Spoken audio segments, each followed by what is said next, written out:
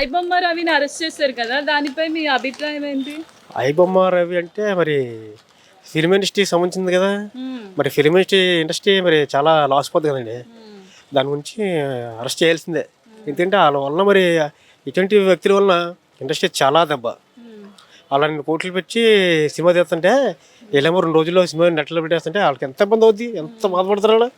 Cinema అనేది థియేటర్లో చూడాలి, ఇలా నెట్లో పెట్టేస్తే వాళ్ళకి ఎంత ఇబ్బంది అవుద్ది. వాళ్ళు పైరసీ చేయడం కరెక్ట్ అంటారా, రాంగ్ అంటారా? చాలా చాలా రాంగ్. అది పైరసీ అనేది చాలా రాంగ్. సినిమా అనేది థియేటర్లో చూడాలి.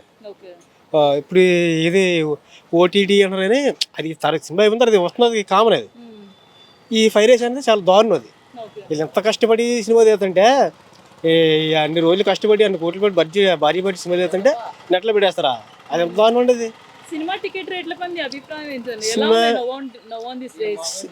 సినిమా టికెట్లు అన్నదే కొద్దిగా సామాన్యుడికి అందుబాటులో ఉండాలి. మరి సినిమా టికెట్లు అన్నది సామాన్యుడికి అందుబాటులో ఉండాలి. తర్వాత అక్కడ ఫుడ్ ఐటమ్స్ కూడా మంచి ఒక సామాన్యుడికి వెళ్ళి కొనుక్కునే విధానంగా ఉండాలి. అవి రేట్లు అందుబాటులో ఉండాలి. మెయిన్ అవి తగ్గించుకోవాలి. సినిమా టికెట్స్ కూడా కొంచెం తగ్గిస్తే మంచిది. పైరసీ గురించి గవర్నమెంట్కి ఏం చెప్పాలనుకుంటున్నారు? పైరసీ గవర్నమెంట్ అంటే గవర్నమెంట్ కూడా సహకరించాలి.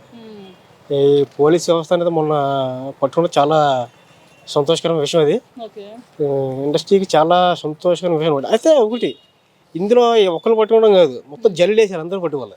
అప్పుడు చిన్న ఇండస్ట్రీ ఊపిరి పీల్చుకుంటుంది. అంటే కొంతమంది ఏమంటారంటే రవి చేసింది కరెక్ట్, ఎందుకంటే కామన్ పీపుల్ 1000-2000 పెట్టి కొనుక్కోలేరు టికెట్స్. ఇలాంటి ఐబొమ్లో మేము ఫ్రీగా చూస్తాం, ఇప్పుడు అలాగంటే మనుషులు అని చెప్పారు. దాని గురించి ఏమంటారు? అలాగంటే సినిమాలు తీయడం ఎందుకంటే ఇలా తీయడం ఎందుకు? సినిమాలు అంత భారీ బడ్జెట్ పెట్టి అంత ఎన్ని కోట్లు పెట్టి సినిమా తీస్తుంటే ఇంకెలా తీస్తాయి? ఎందుకు హీరో నీకు అర్థం కావట్లా. అది వేరే విషయం పక్కన పెట్టే. కాకపోతే అంటే పైరసీ అనేది చాలా దారుణం. ఇప్పుడు పైరసీలో నిర్మాత ఎంత బాధపడతాడా, ఎంత లాస్ పోతాడా, మరి ఎంత అర్థం చేసుకోలేదు కదా.